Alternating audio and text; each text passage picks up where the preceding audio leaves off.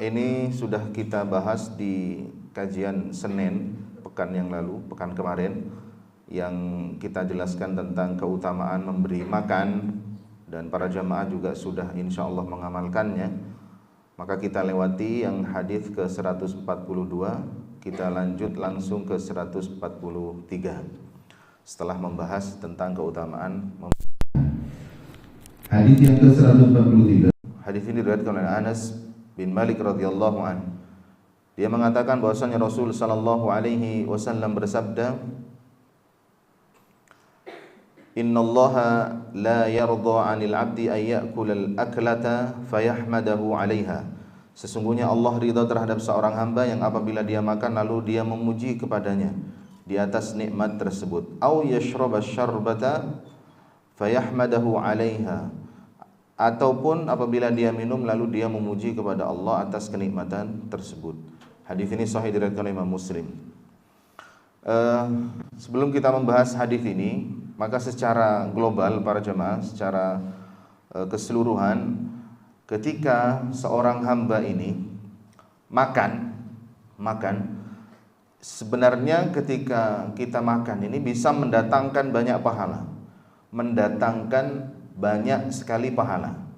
Bukan hanya kenyang meloloh gitu ya, bukan hanya perutnya kemudian besar, enggak. Kemudian bisa mendatangkan pahala yang banyak juga.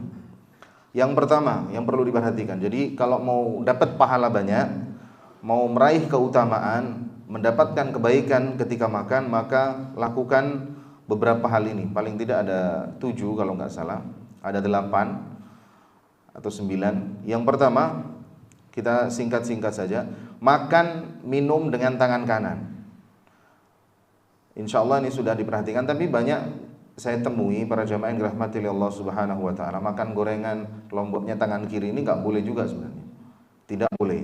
Minum, masih ada sebagian jamaah ini minumnya pakai tangan kiri dengan santainya, tidak merasa bersalah dan tidak berdosa, tidak merasa berdosa. Rasul sallallahu alaihi wasallam mengatakan, "Idza akala ahadukum falyakul biyaminihi wa idza syariba falyashrib biyaminihi fa inna asy-syaitana ya'kulu bishimalihi wa yashrabu bishimalihi." Makan dan minum pakai tangan kanan. Jangan pakai tangan kiri, karena setan ya, bukan kita, itu makan dan minumnya pakai tangan kiri. Ini yang ngomong Nabi.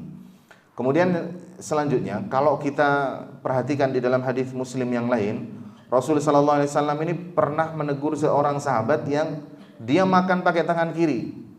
Kamu kok makan pakai tangan kiri? Makan pakai tangan kanan. Tidak boleh makan pakai tangan kiri. Maka sahabat ini masih menjawab ketika dibilangin sama Nabi, "La astati, aku nggak bisa." Malas gitu ya. Tak ngening wahai Nabi, tak ngocak tak ngening. Habis itu setelah dia mengatakan seperti itu, la lastata'ta ma manahu idal kibr. Dia menahan tangannya ini karena kesombongan, karena kemalasan. Fama rafa'a illa fi. Kemudian setelah itu tangan kanannya lumpuh ternyata. Tangan kanannya lumpuh, tidak pernah sampai ke mulutnya. Tidak bisa diangkat lagi tangan kanannya. Maka harus saling mengingatkan, jangan malu.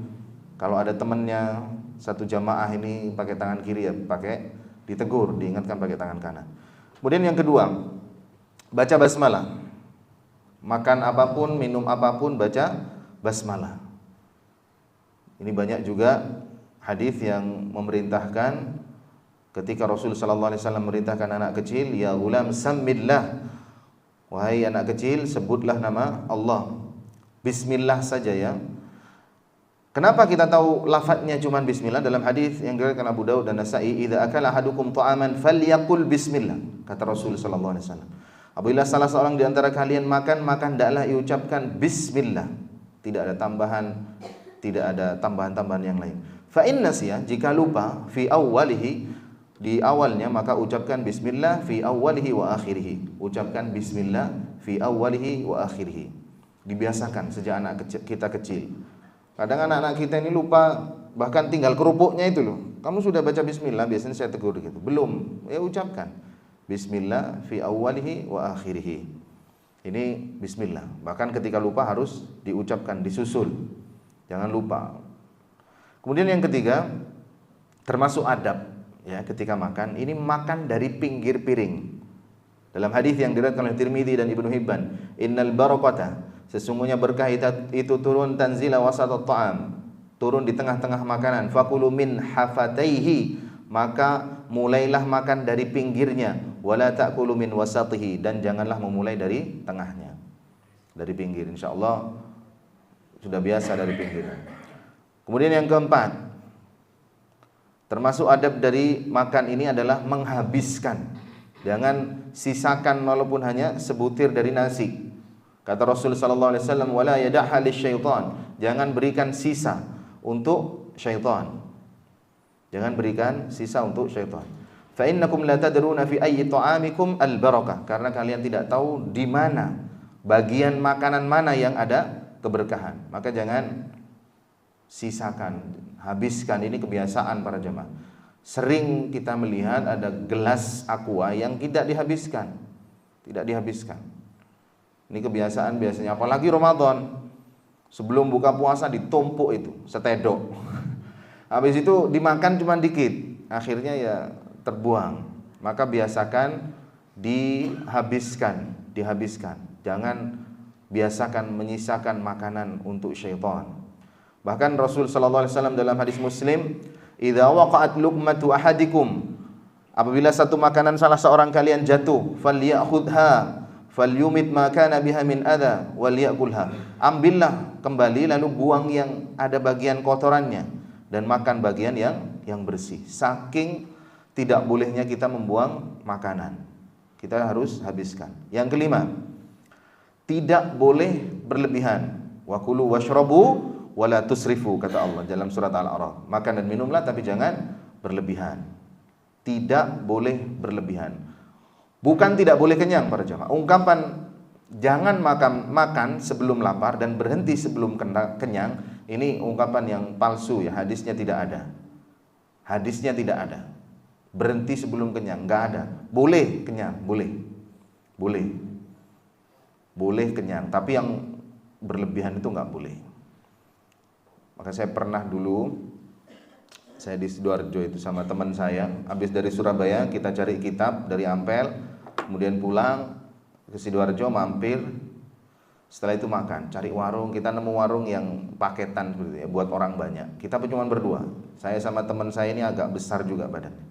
Itu makan 1 ekor ayam berdua, kemudian 1 bakul nasi, 1 panci oseng-oseng kangkung, dan 1 cerek teh. Itu bisa habis karena memang badannya besar-besar. 1 ekor ayam itu cuman berdua.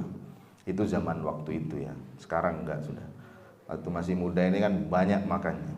Sate bisa 45 tusuk, 50 tusuk ya. Ini kalau masih muda, masih kuat-kuatnya. Yang penting enggak boleh berlebihan sampai leher gitu ya. Sampai mau muntah, ini enggak boleh.